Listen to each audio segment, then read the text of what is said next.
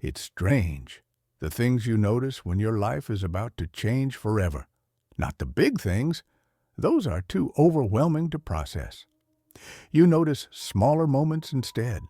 The smell of jet fuel thick in the air, the hum of engines before takeoff, the nervous way boys shift their weight from foot to foot like they're standing on a frozen pond that could crack beneath them at any moment. That was us. A line of newly minted soldiers marching across a runway in the gray pre-dawn light, duffels slung over shoulders, dog tags clinking softly like wind chimes at a funeral. I remember gripping the strap of my bag so tightly my knuckles turned white, not out of courage, out of sheer terror. The plane loomed in front of us, massive and indifferent, painted in dull military gray. It felt less like an aircraft and more like a mouth waiting to swallow us whole. As we boarded, no one spoke. The instructors didn't yell. Even they seemed to understand that some thresholds didn't need shouting to be powerful. Inside, the benches were metal, cold, narrow. Shoulder to shoulder, we sat in stiff rows facing each other, knees nearly touching the boots across from us. No windows, no comfort, no illusion that this was anything but what it was. One way. A boy across from me, I say boy because that's what we all were, no matter what rank we wore, ran his hand over a folded photograph in his lap. A girl in a sundress smiled up at him from the glossy paper. "My fiancée," he said quietly when he caught me staring. "We were supposed to get married in June." "When do you come back?" I asked. He let out a humorless laugh. "They said a year, but—" He didn't finish the sentence. None of us needed him to.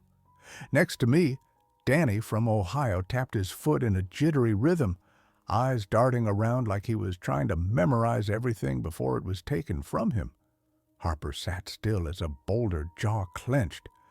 Cruz clutched the photo of his infant daughter so tightly the edges bent. The engines roared to life, vibrating through the floor, rattling our bones. As the plane began to move, someone whispered a prayer. Someone else kissed a locket. I closed my eyes and tried to picture home. My mother's hands smoothing tablecloths. My father's steady voice telling me to be smart. The creek near our house where I'd skipped stones as a kid. But the memories already felt distant, thin, like light fading behind clouds. The plane surged upward, pressing us back slightly. My stomach flipped. When it leveled out, the hum settled into a steady drone, a mechanical lullaby that was almost hypnotic. A sergeant walked down the aisle, boots echoing. "Get some sleep," he barked. "It's a long flight." Sleep. That word felt foreign. How does one sleep when the sky is carrying them into a war? But exhaustion is its own mercy. Bit by bit, heads drooped, shoulders slumped, breathing steadied.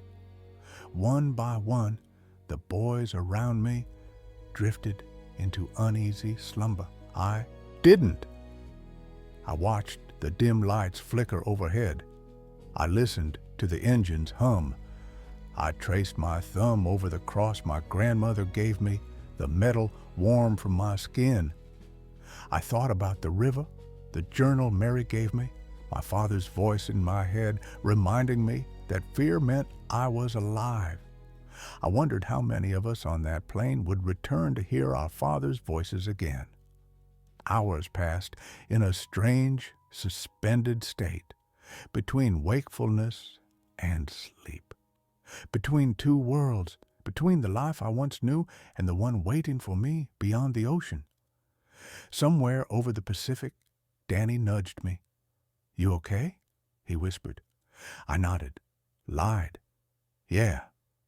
He didn't press. He just nodded back and rested his head against the metal wall, eyes closing once more. For a while, everything felt almost peaceful, like the plane was its own little universe, sealed off from the jungle, the heat, the danger waiting ahead. A world where we were still just boys. but the sergeant's voice shattered that illusion. 30 minutes, he shouted. Gear up! A ripple of tension moved through the cabin.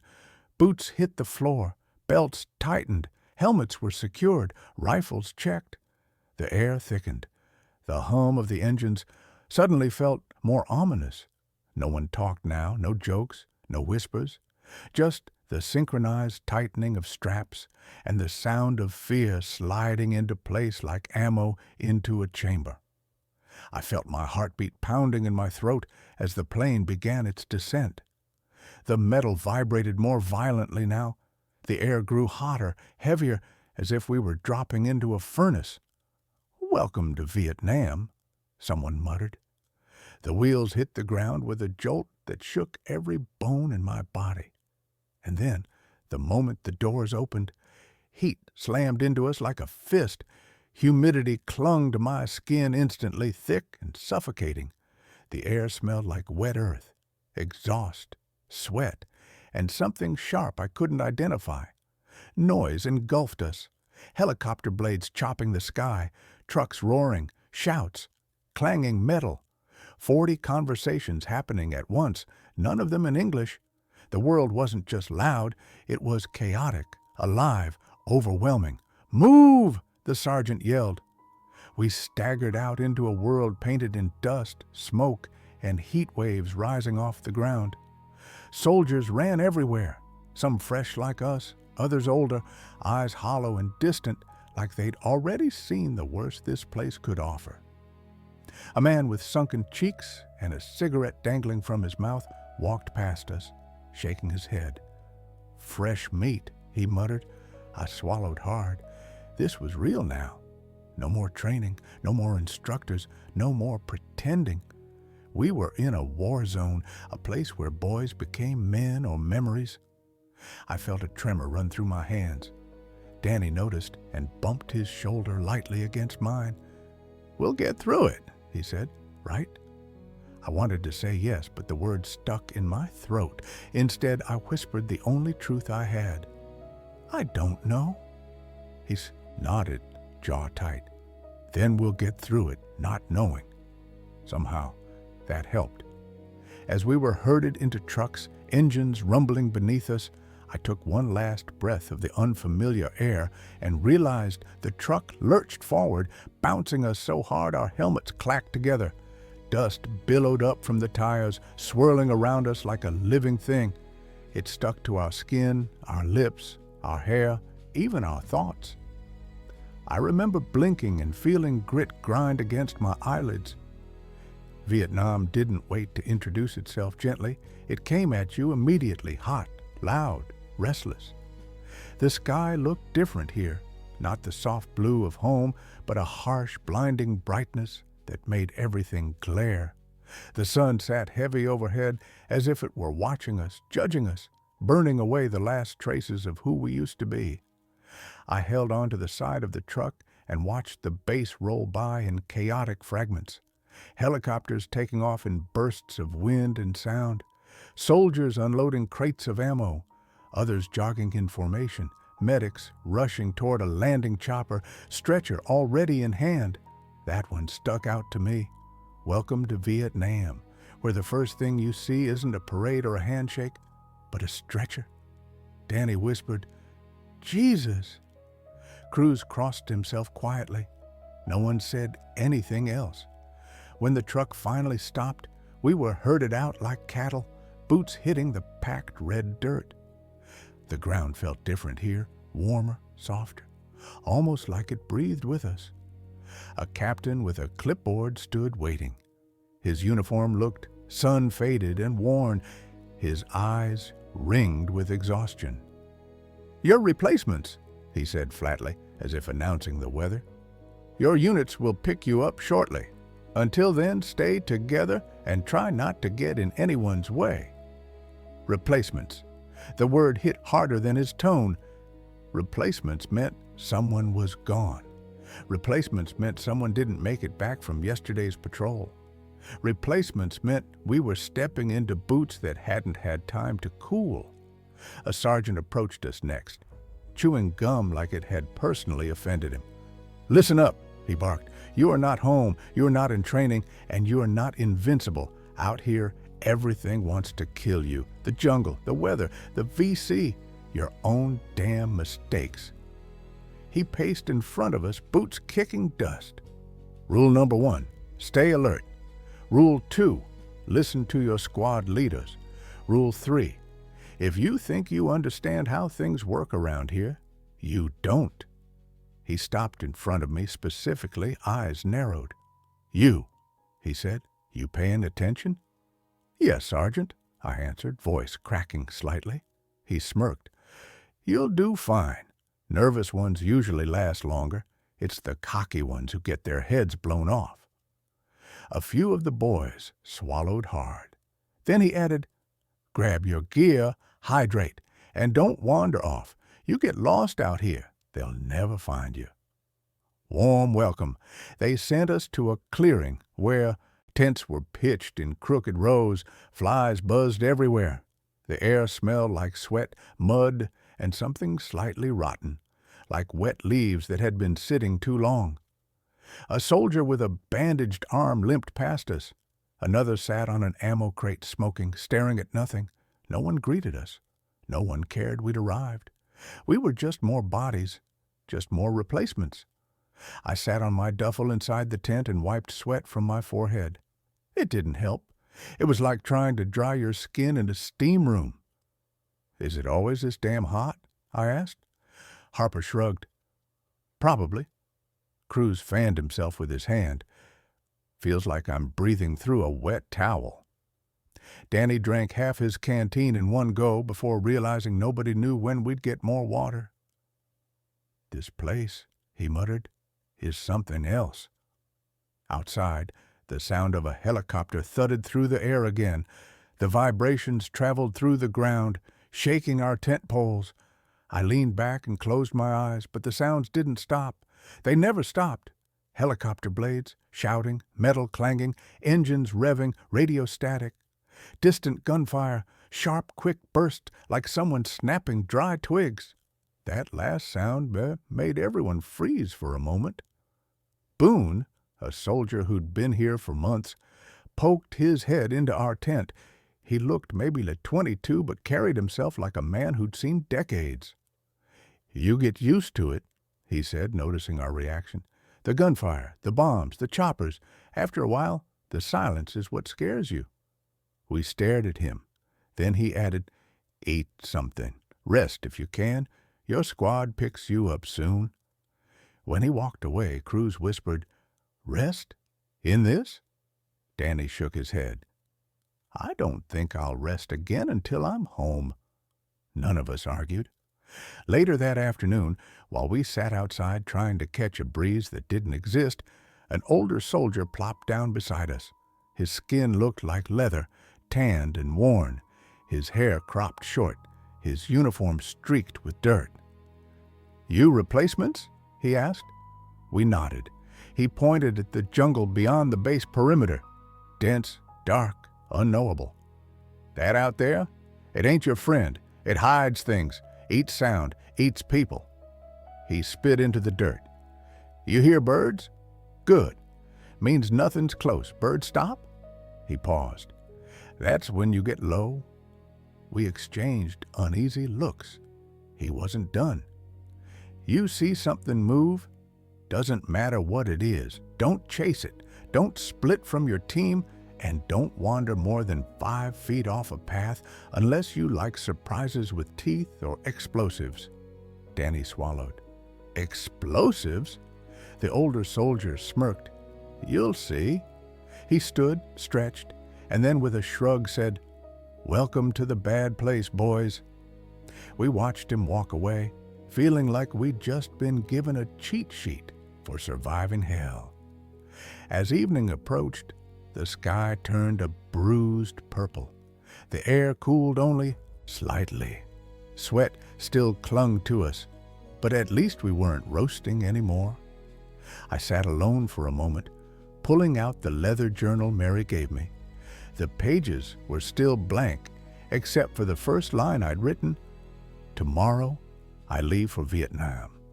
Now I added, Today, Vietnam welcomed me with teeth bared. I paused, then wrote, I'm scared, but I'm here. I don't know what comes next. I don't know if I'm ready. But this is where the road has led me, and there's no turning back now. I closed the journal and tucked it into my shirt, close to my heart. The night crept over the camp. Shadows gathered. The jungle began to hum again, an orchestra of insects, frogs, and creatures I couldn't name. Danny sat beside me. Hard to believe we're actually here, he said softly. Yeah, I murmured. Feels like a different planet. Feels like we fell off the map, he added. I nodded. And in that moment, with the darkness rising around us, with the distant pop of gunfire echoing through the humid night, with the weight of the unknown pressing down on us like the thick air itself, I realized this wasn't the beginning of the war. This was the beginning of understanding the war, understanding what it could take, understanding what it would demand, and understanding that everything up until this point, training, preparation, fear, anticipation, had all been prologue. The story was only just starting. Part 1 had been about leaving. Part 2 was about surviving. Night in Vietnam didn't arrive the way it did back home. It didn't soften the world or bring a sense of calm. It fell fast, like someone had flipped a switch, and everything plunged into a darkness so complete it felt alive. The jungle didn't fade into shadow. It swallowed the light. By the time our squad leader, Staff Sergeant Mallory, came to collect us that evening, the sky was a black sheet. Only a few stars peeked through the humidity, faint and blurred. You replacements, Mallory said, eyeing us up and down. Follow me. Stay close. Don't fall behind, and don't touch anything unless you're told to. His voice carried the kind of authority that didn't need to be loud. You could tell he'd been out here a long time, maybe too long. His eyes were hollow but sharp, like a man who hadn't slept well in months, but noticed everything. We grabbed our gear and followed him past the tents, past the humming generators, past the perimeter where coils of razor wire glittered faintly under dim lights. A guard nodded at Mallory, lifted the rope barrier, and we stepped beyond the base's safe boundary. Immediately, the world changed. Inside the base, there was noise, engines, voices, clanging metal, radio chatter. Out here, there was something worse, stillness, not silence, because the jungle was always making noise, but stillness. A strange, unmoving tension like the night was holding its breath. The insect chorus was deafening. Frogs croaked in low, guttural tones. Something rustled in the brush. The air smelled like damp earth, thick vegetation, and a faint metallic tang I couldn't identify. Mallory paused and faced us. His expression was unreadable in the dark. Listen closely, he said. This is your first night outside the wire. You'll do guard shifts, get used to the layout, learn how the night sounds. Out here, you don't panic. You don't yell. You don't shoot unless you know what you're shooting at. And most importantly, if the jungle goes quiet, you get down immediately. We nodded. Even Danny didn't crack a joke. We walked another mile until we reached a small dugout position with sandbags stacked in uneven rows. A few soldiers already there nodded at us with a mix of disinterest and pity. Fresh meat? One of them said. Mallory shot him a look. The soldier smirked and went back to polishing his rifle. We settled into position. The ground was cool but damp, and the moment I knelt, moisture seeped into my pants. A mosquito buzzed near my ear. I slapped at it instinctively. Mallory leaned in. Don't do that. Why? I whispered. That sound carries, and you won't slap just one. They'll eat you alive out here. Ignore them. They always come back. I nodded, swallowing hard. The boys spread out along the sandbags. Cruz sat beside me, clutching his rifle a little too tightly. Harper positioned himself near the edge, eyes trained on the darkness, like he could force it to reveal its secrets. Danny tapped his fingers against his helmet until Mallory told him to knock it off. The night stretched ahead of us, long and heavy. About an hour into the watch, Mallory crouched beside me. "You hearing it yet?" he asked. "I hear a lot," I admitted. "No," he said, "not the noise, the pattern. The jungle has a rhythm. Listen long enough, and you'll know when it changes." I focused hard. The chorus of insects, the croaks, the rustling. It all blended together into something that didn't make sense at first. But slowly, very slowly, I started to understand what he meant. There was a rhythm, a rise and fall, a pulse, a natural ebbing.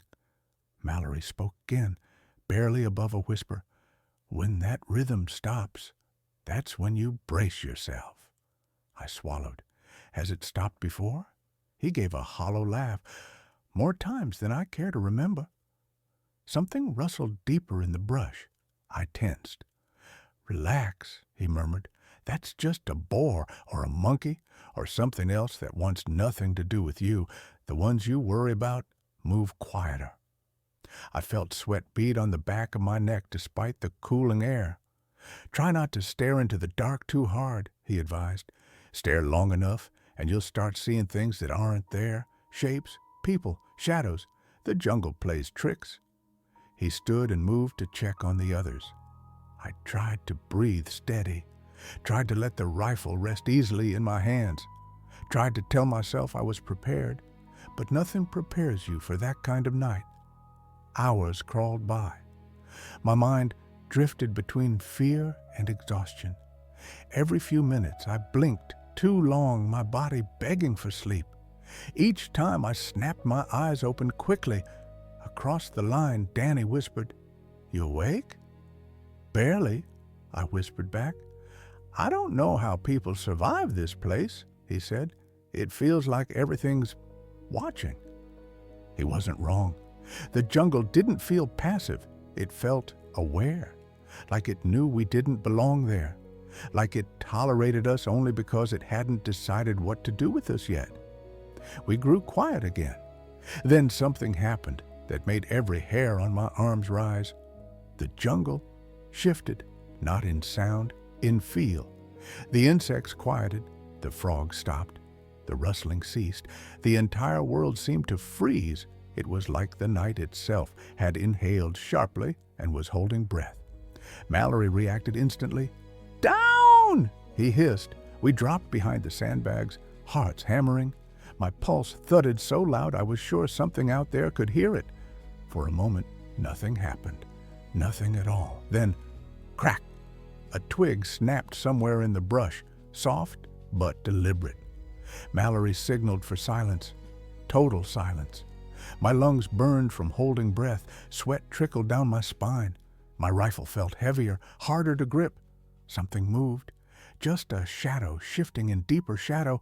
Too smooth, too controlled, too careful. Not an animal, not wind. "Someone," Mallory whispered. "They're observing or moving around us. Stay low." Time stretched. The stillness grew unbearable. Then, just as suddenly as it had vanished, the jungle noise came back. Loud, busy, chaotic. Mallory exhaled slowly. "They're gone," Danny whispered. "Who?" Mallory looked toward the black wall of trees. "Who do you think?" he said darkly. We didn't sleep the rest of that night. None of us. When dawn finally broke, soft light creeping cautiously over the trees, I felt older, not wiser, not braver, just older, like the night had carved something out of me and left something else in its place. And as Mallory gathered us to return to base, he said something that stuck with me for the rest of my tour. Last night wasn't combat. That was introduction. The jungle letting you know it decides who stays. As we walked back, the early morning sky glowing orange through the trees, I realized something with chilling clarity. Yesterday, I arrived in Vietnam. Last night, I entered the war. Morning came wrapped in a low mist that clung to everything. The trees, our uniforms, even our skin. The jungle looked softer in the early light, almost gentle, like it was pretending to be something harmless. But after the night we'd just lived through, none of us were fooled. Mallory gathered us near the edge of camp. His expression was the same grim calm he always wore, but there was something else beneath it, an awareness, a readiness, a silent understanding that whatever innocence we still had was about to be stripped away. "All right, replacements," he said. "First patrol. You'll do what you're told when you're told. No heroics, no curiosity. Stay in single file. Keep your spacing. Watch where you step. Watch what you touch. And keep your damn eyes open." He looked at each of us in turn, and for a moment I felt like he could see inside me, see the fear I'd tried so hard to hide. "This patrol is supposed to be routine," he added, "but out here, nothing is routine." We nodded, because that was all we could do. The humidity was already rising, turning the air thick. I slung my rifle across my chest, feeling its weight settle against my ribs. It still felt foreign in my hands, cold and heavy, a tool meant for someone braver than me. We moved out in a long, narrow line. The jungle swallowed us instantly. Every step sank into the soft, wet earth. Vines hung low, brushing our helmets. Leaves glistened with dew. The smell of damp vegetation, mud, and something faintly metallic filled the air. I kept my eyes on the boots in front of me, watching every placement, terrified I'd step on the wrong thing. We'd heard too many stories already. Tripwires, punji pits, hidden mines, traps disguised as harmless patches of earth. Danny whispered behind me, "This place feels like it wants to eat us." He wasn't wrong. Mallory raised his fist and we froze, the kind of freeze that touches bone. He scanned the trees slowly, deliberately, then motioned us forward again. Every sound felt amplified. A bird squawking, a branch snapping under Harper's boot, the drip of water falling from a leaf onto my helmet. My senses were so heightened, it felt like I could hear my own heartbeat thudding inside my skull. We walked for nearly an hour, deeper into a world that didn't want us. The further we went, the less sunlight reached the ground. The canopy overhead thickened, turning the air cooler but darker. Cruz, who'd been quiet all morning, suddenly tensed. "Did you hear that?" We paused. At first I didn't hear anything, just the normal jungle rhythm. But then something shifted, a faint rustle, too deliberate, too controlled. Mallory whispered, "Eyes up." We were still now, just still enough to hear a soft click in the distance, metal on metal. My breath caught. "What was that?" Danny whispered shakily. Mallory's voice was barely audible. Safety being switched off. But whose? Ours or theirs? He leaned back just enough to whisper, "Spread out, slowly. Do not make sudden moves." Before we could shift, the jungle exploded. Crack, crack, crack, crack. Gunfire erupted from the tree line. Muzzle flashes flared between the leaves, sharp bursts of light in the dark. The sound was deafening, like fireworks going off inches from our ears. "Down!" Mallory roared. We hit the ground hard. Dirt sprayed up around my face as bullets shredded the air above us. Leaves and bark exploded from the trees. Someone screamed. I pressed myself into the earth, heart slamming, fingers digging into the mud. My rifle felt impossibly heavy. My breath came in frantic bursts. "Return fire!" Mallory shouted. The boys scrambled, firing toward the flashes. I raised my rifle with shaking hands and shot blindly, not even sure what I was aiming at, just shooting where everyone else was. The recoil slammed into my shoulder, jarring my entire body. Beside me, Cruz cried out and ducked lower, his helmet clipped by a bullet that sent him reeling. I grabbed his vest and pulled him behind a fallen log. "I'm okay," he gasped. "I'm okay, just grazed." Danny was firing in short bursts, muttering, "Oh God, oh God, oh God." Between every shot, Harper's face was emotionless, steady, eyes narrowed, firing with terrifying precision. The quiet ones always surprised you. The jungle became a war zone, smoke, shouts, gunfire echoing between the trees. Mallory moved like a man who had been doing this his entire life, low, controlled, shouting commands that kept us from completely falling apart. "Left flank, watch the left. Keep your spacing. Short bursts, short bursts. Don't let them pin you down." I tried to breathe, but the air felt thick with gunpowder and fear. Another burst of fire cracked overhead.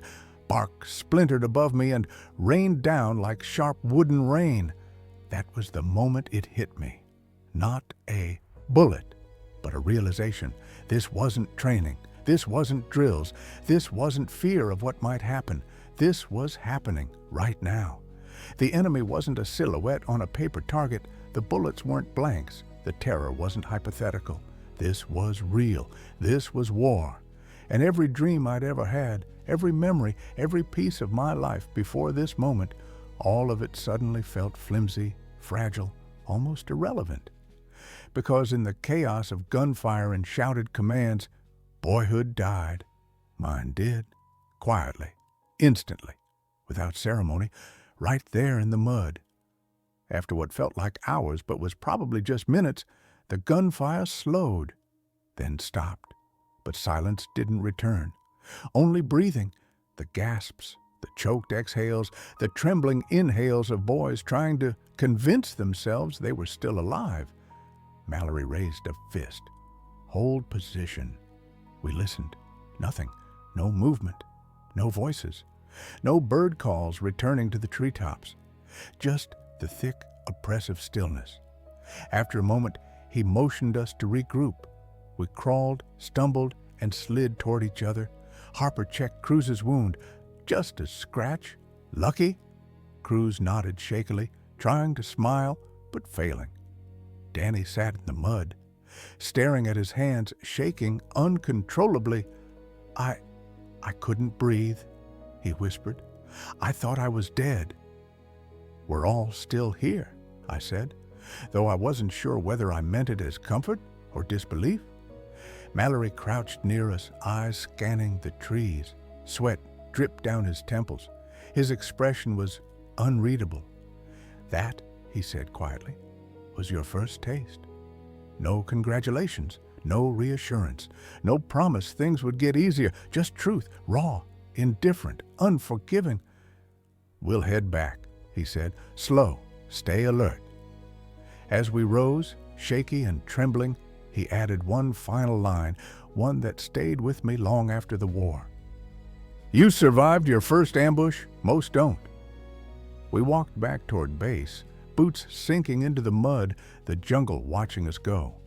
And for the first time since arriving, I understood.